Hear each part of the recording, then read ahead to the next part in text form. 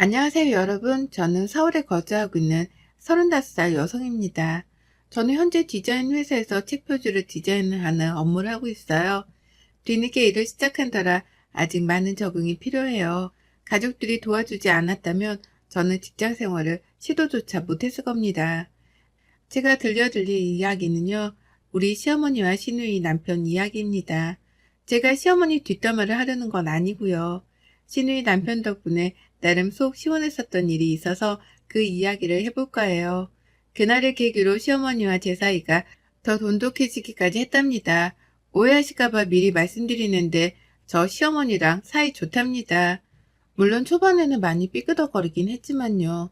친정엄마가 계시지 않은 탓에 음식은 제대로 할 줄 아냐며 살림은 배워온 게 있느냐며 결혼 전이나 후나 온갖 잔소리를 시전하셨습니다.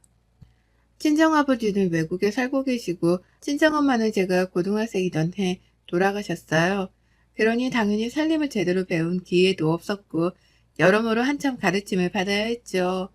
그래도 제 나름대로 잘 살아왔다고 자부했는데 매번 하는 행동마다 지적질 당하니 여간 힘든 게 아니었죠.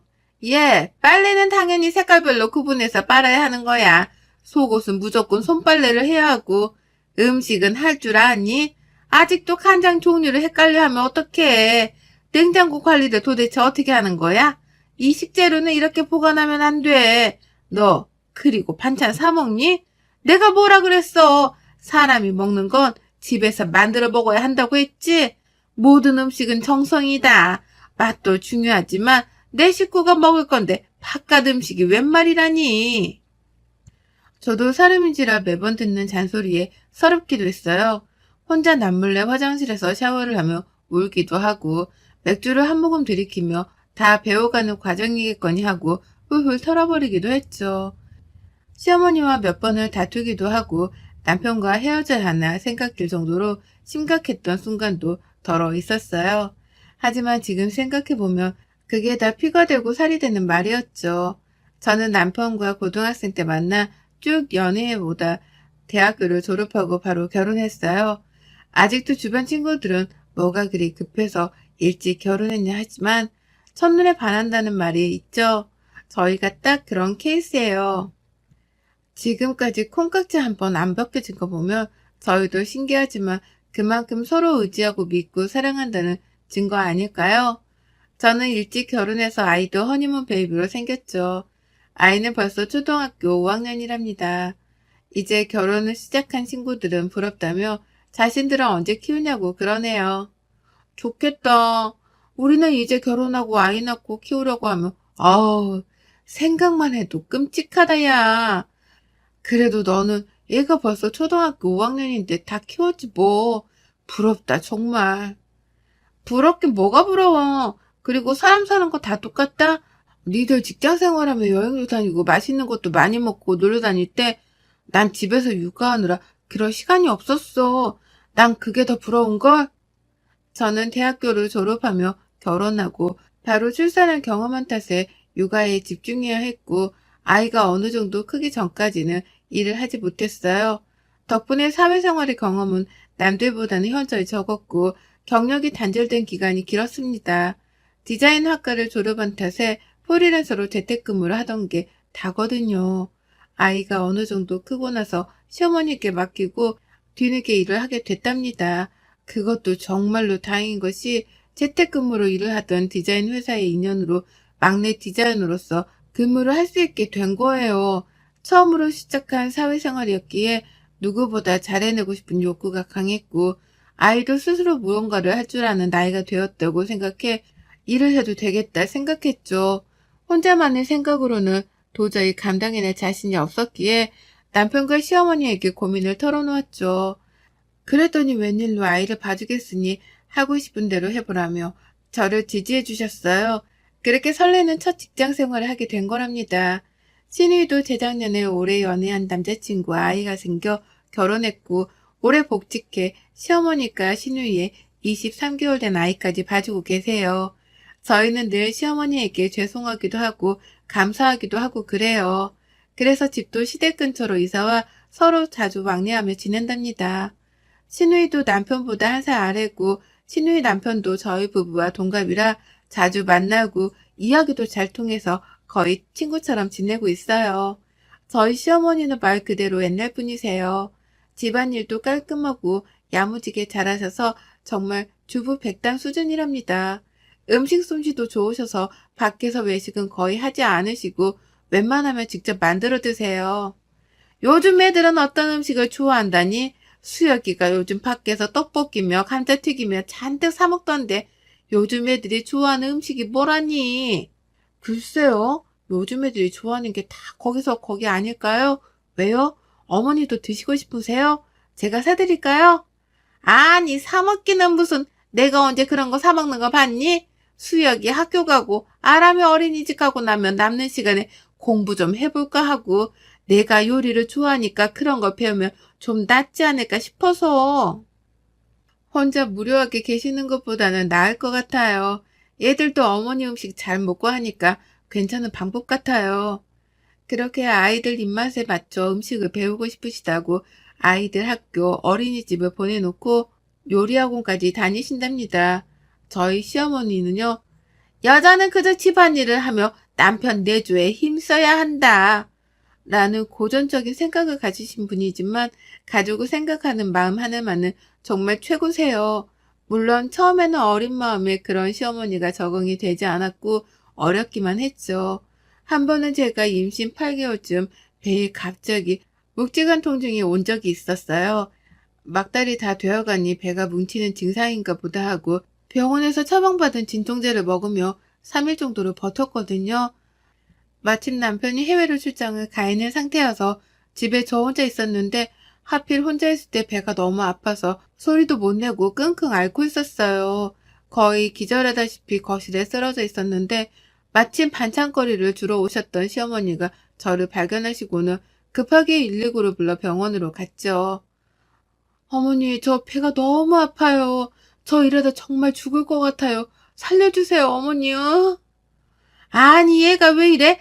의사 선생님, 얘 좀 어떻게 해주세요. 우리 며느리 좀 살려주세요. 얘, 정신 좀 차려봐. 어머, 어머. 저는 극심한 고통에 정신을 잃었고 응급실에 실려가 여러 가지 검사를 받은 결과 담석증과 맹장염이 같이 온 거였어요. 지금 거의 맹장이 터지기 직전이에요. 임산부라 함부로 수술을 할 수도 없는 노릇이니 몇 가지 검사를 더 해본 뒤 내일 아침에 바로 수술을 하도록 하죠. 그동안 어떻게 버티셨어요? 이 지경이 되도록 뭐하고 계셨어요? 여기서 더 심했으면 당장 아이를 출산해야 했을 수도 있었어요. 그만큼 위험했단 소리입니다. 하지만 지금 상태를 보니 다행히 심각한 상태는 아니군요. 진통제로 놔드릴 테니 잠시 진정 좀 하시고 아침 때 다시 만납시다. 아기가 어떻게 되는 줄 알고 잔뜩 겁을 먹은 저는 시어머니의 손을 잡고 그저 눈물을 흘리기 바빴죠.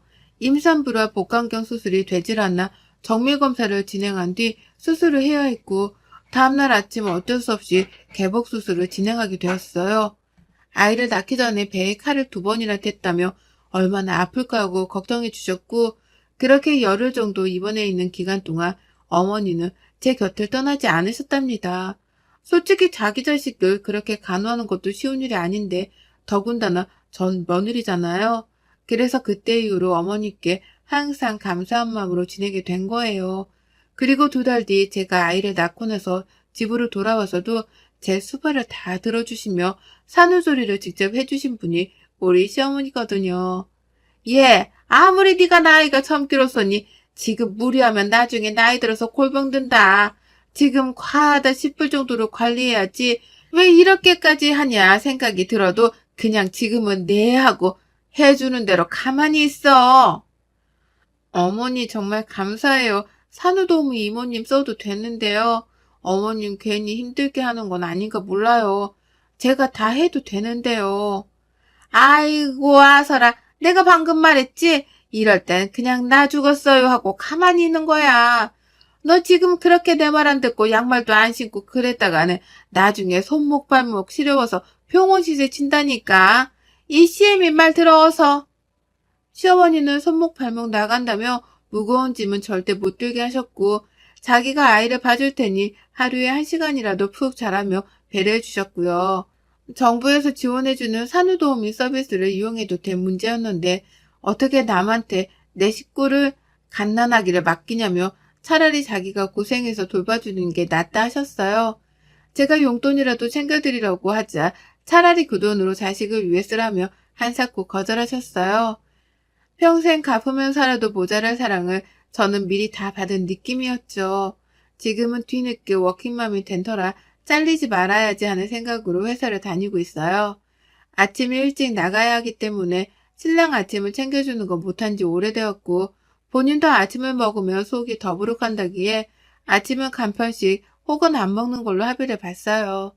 시어머니가 아시면 기겁하실 일이지만 진작 입단속을 시켰고 제가 재택근무를 하던 날 불시에 방문하신 어머니에게 들키고 말았죠.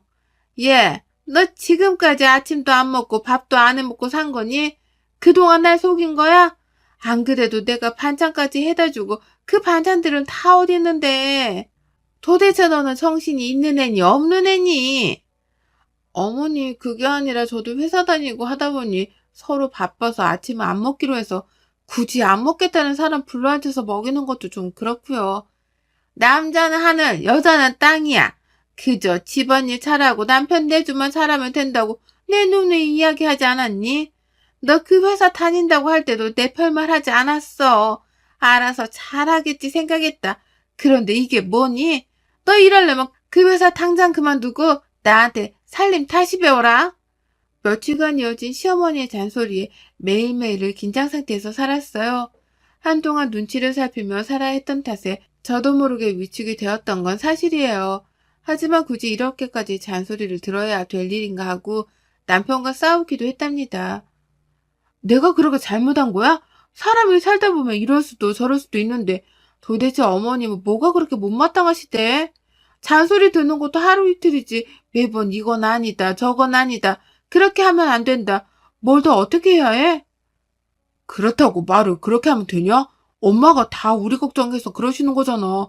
그건 네가 더 잘 알 테고 우리 엄마 오래 봐왔으면서 아직도 그걸 몰라?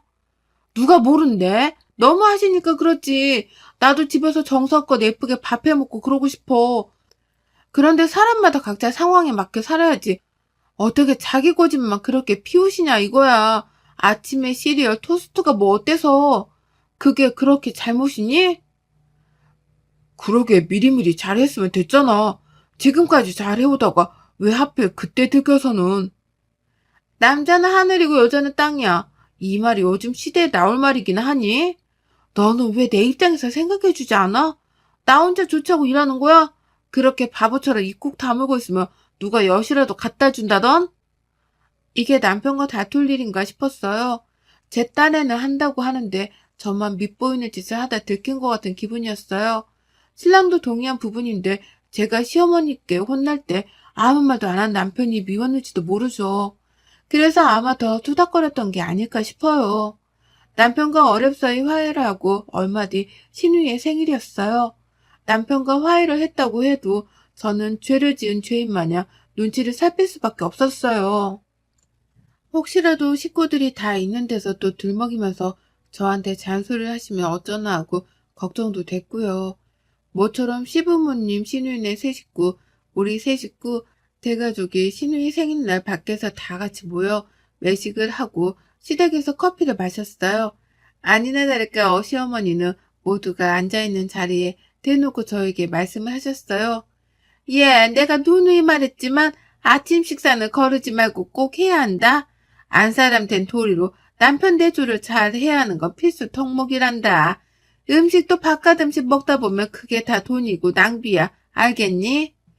에이, 엄마, 기분 좋은 날까지 잔소리야?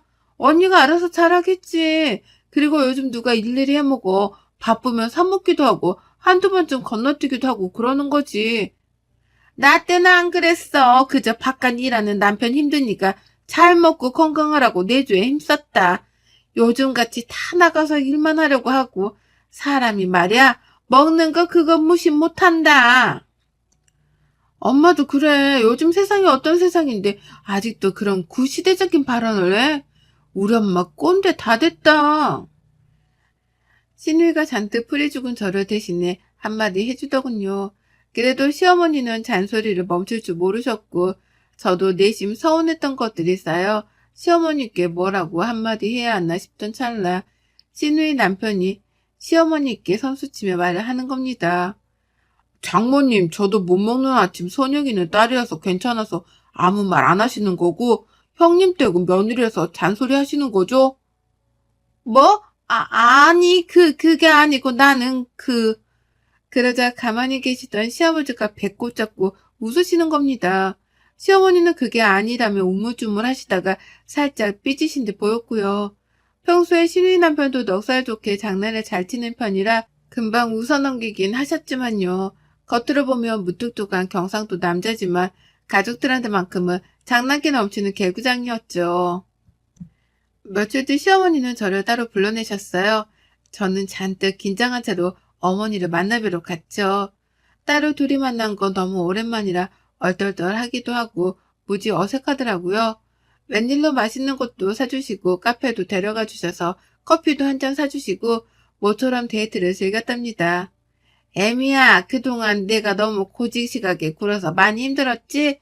어떻게 표현해야 할지 몰라 내 방식대로 군다는 게 그만 네 기분을 상하게 해버렸구나. 이 CM이가 미안하게 됐다. 아니에요. 제가 오히려 더 신경 쓰고 잘했어야 했는데 일한다고 깨부려서 죄송해요. 그이나 어머니한테 제가 잘못한 걸요? 그래도 저 미워하시는 거 아니죠? 라며 애교를 부렸어요. 시어머니는 인자하게 웃으시더니 저에게 한마디를 건네시는 겁니다. 몇 년이 지났어도 그 한마디가 계속 귀에 맴돌더군요. 며느리도 사람이고 누군가의 딸이고 자식이야. 내가 시집살이를 고되게 해서 그런지 내 며느리 내 딸만큼은 그런 걸 겪게 하지 않으려고 얼마나 애를 썼는지 몰라. 그게 너희들한테는 잔소리가 되었을지언정 너희에게 피가 되고 살이 된다는 생각에 내 나름의 방식을 몰아붙였던 것 같다. 나는 한 번도 너를 며느리라 생각한 적이 없어. 그저 내 딸이고 소중한 가족이지. 앞으로도 그럴 게다. 내 성격이 둥글지 못한 탓에 표현을 잘 못한다만 알아서 잘 새겨들어. 엄마가 사랑한다. 우리 며느리 내 딸아. 아마 시어머니가 저를 따로 불러내 데이트를 즐기지 않았다면 선뜻 나서서 저에게 먼저 미안하다고 말씀하지 않았으면 지금쯤 아마 서로 막내도 안 하고 어색함만 감도는 고부지간이 되었을 거예요. 철없는 나이에 시집와 지금까지 시어머니가 안 계셨으면 어땠을까요? 제겐 정말 친정엄마나 다름없는 우리 시어머니 제가 좋아할만 하죠? 물론 저도 사람인지라 마냥 기분이 좋지만은 않지만 시어머니의 진심을 알게 된 이후로는 제가 더 잘하려고 노력하답니다. 어머니가 바라시는 것처럼 완벽하지는 않지만요. 그렇게 맞춰가는 게 가족 아닐까요? 제 사연 어떠셨나요? 지루하진 않으셨나 걱정되네요. 제 사연이 많은 공감이 되었으면 좋겠습니다. 감사합니다. 여러분의 생각은 댓글로 남겨주세요. 오늘도 시청해 주셔서 정말 감사합니다.